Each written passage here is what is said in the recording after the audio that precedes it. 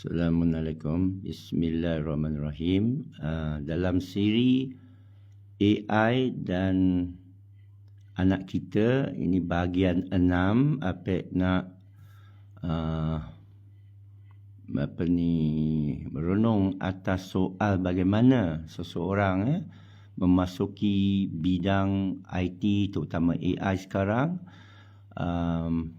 dengan lebih membawa manfaat lah, kesan. Maklumlah, kerana sekarang sistem pendidikan dia ketinggalan. Silibusnya kita ni lambat. Hampir tak ada kesukatan pelajaran hari ini kat universiti boleh membincangkan AI dengan betul atau terbaru, kerana setiap hari ada benda terbaru. Contohnya GPT, saya tengok hari-hari ada perubahan. Ini baru versi 5, ya, misalnya, yang boleh seolah berfikir, ya. Jadi nasihat saya daripada dulu lagi sama dengan konsep unschooling, iaitu seorang pelajar harus tinggalkan sekolah jauh lebih awal, kadang-kala sebelum akil balik. Dan ini ada dalam sejarah. Dalam sejarah semua masyarakat lama, termasuk masyarakat Melayu, orang kampung, masyarakat Eropah, Jerman terutamanya, Perancis, masyarakat Timur seperti China, di mana budak itu dia ikut satu jurusan, mungkin ayah dia atau mungkin seorang pakar, seorang otai dalam pembikinan mungkin satu perusahaan, ya. Tapi hari ini seorang muda boleh pergi cuba terlibat sebagai apprentice atau khadam, atau kita upah seorang mentor untuk budak itu kerja bersama. Perlu upah supaya serius, kerana banyak yang main-main. Dan pengalaman dia belajar sambil kerja dalam projek yang betul, yang benar, yang betul-betul berlaku, bukan teori. Banyak sekarang hari ini kalau saya ajar teori, kita ajarlah SQL, tak akan faham cara implementasi. Kita belajar differential, integral, logarithm, tak akan faham. Hari ini AI guna regression series, misalnya pun tak boleh faham. Kena hands on, buat kerja betul. Dan ini cara saya belajar. Dan ada satu pemerhatian, iaitu kita tak berhenti belajar. Malah saya tengah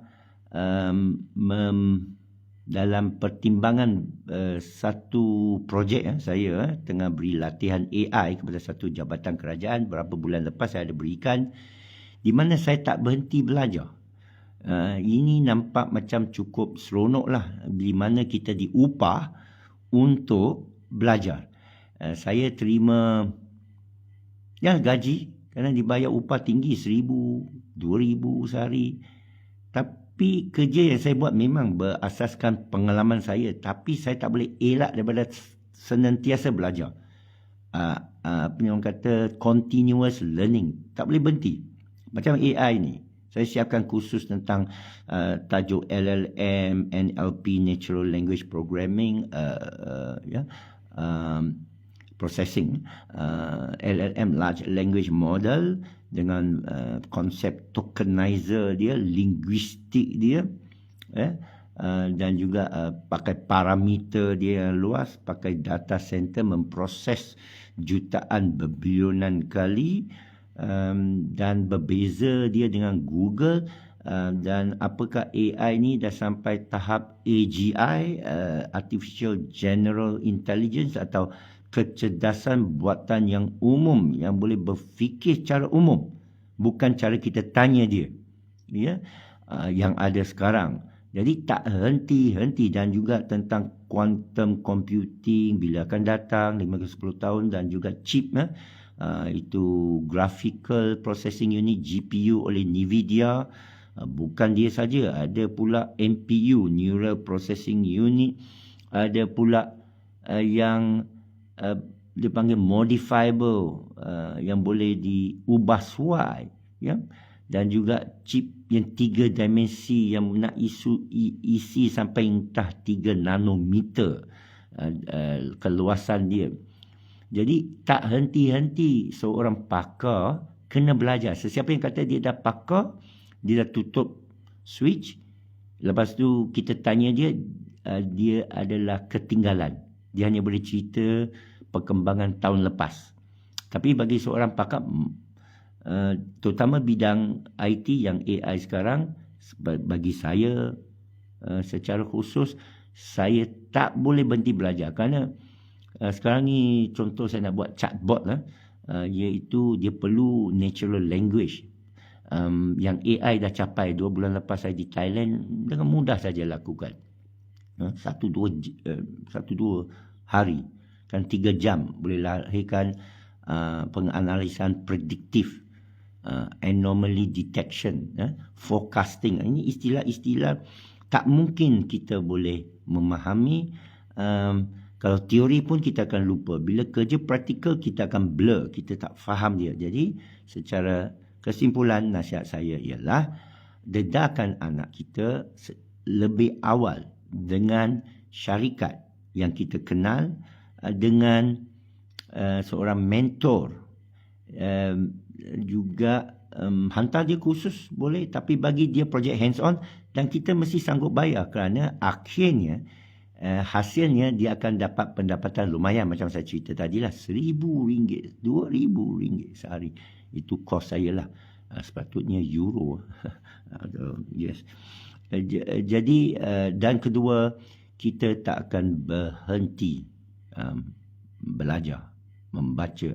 Jadi galakkan anak-anak untuk terdedah kepada ilmu baru, dan cara motivasi dia, cara Montessori, cara empowerment, memberikan dia secara bertanya, secara kita sambut pertanyaan dia secara Socrates. Sekian saja. Saya akan muatkan ini juga kepada YouTube, dan kalau boleh ke TikTok saya tengoklah.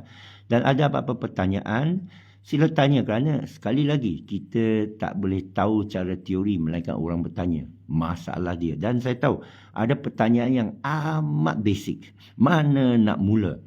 Memang payah untuk mana nak mula, terjun, minat. Kerana seorang budak tu minat, dia tahulah apa nak tanya. Dia pergi internet, kita suruh dia cari apa rahsia AI. Bagaimana AI ni boleh berfikir? Tak mungkin. Adakah orang dalam tu? Sebenarnya tak ada. Ya? Dia bukan sentient. Itu istilah dia lah. Tapi dia lulus ujian Turing. Ujian Turing bermakna dia boleh yakinkan dia macam orang. Dan dia orang yang amat cerdas, amat cerdik. Dan AI sudah sampai. Separuh dari pekerjaan yang ada tahun depan boleh lesap. Okay. Dan kita tak akan bincang lagi gaji minima. Tapi UBI, Universal Basic Income, atau pendapatan asas global. Semua orang akan dapat. Tetapi manusia ini dia nak bekerja. Maruah dia, sesiapa yang dapat subsidi ini adalah makhluk yang hina. Kalau hidup dia diupah saja, memang tak guna punya orang. Manusia yang bernilai, yang ada maruah, dia akan rasa malu kalau dia tak ada pekerjaan. Jadi dia mesti mau. Assalamualaikum. Ya, Nizam, ini pakar burger. Jadi nilai dia nak kerja. Kerja ni satu fitrah, satu kepuasan. Ya. Pendapatan ini tak jadi masalah, kerana akan sampai tahap AI melakukan hampir semua produktiviti kita, memandu kereta, memandu kapal terbang, memandu semua jenis sistem pelayan, buat burger misalnya. Kita hanya duduk makan saja, tapi upah ni macam mana? Akan diberikan upah percuma melalui percukaian, melalui hasil produk. Kerana makanan semua murah dan sedia ada. Siapa nak makan kalau semua kena bayar dan tak ada kerja? Jadi suka tak suka, saya suka AI ini datang, dan saya pula kerja, dan mesti ada banyak perkara lagi orang perlu orang, ya.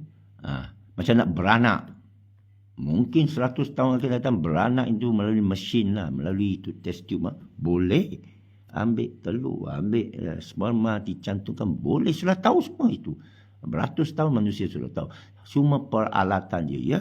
Tak mau lahir dalam perut, nak lahir dalam test tube boleh, saya percaya 10 tahun, 20 tahun, 100 tahun. Ya. Tapi ada manusia yang sekarang nak beranak pun orang inject itu epidural ke apa, jangan bagi rasa sakit, tak mau rasa sakit bersalin. Sekarang langsung tak payahlah, koyaklah. Jadi ini semua bukan kemungkinan, sedang berlaku. Kereta bawa sendiri, sedang berlaku sampai meletup-letup. Tak boleh dielak. Kita menghadapi perubahan, dan ini semua adalah juga diceritakan Al-Quran. Yatafakkarun, khalaqka, yang senantiasa mencipta, waja'alnaka, sentiasa Allah menjadikan, disuruh kita berfikir seperti mana gurun pasir kosong, bila air hujan kami turunkan, yang kosong boleh jadi berbagai warna, berbagai bentuk, berbagai rasa, berbagai bau, berbagai khasiat. Dan bila ditarik air, iaitu ilmu, iaitu cahaya Allah, dia kering balik, semua kosong. Ya, so itulah kesimpulan sekali lagi. Dedahkan anak kepada ilmu, cari mentor, mursyid untuk dia, atau pekerja, atau pedala, bagi dia susah, bagi dia kerja kat kedai burger.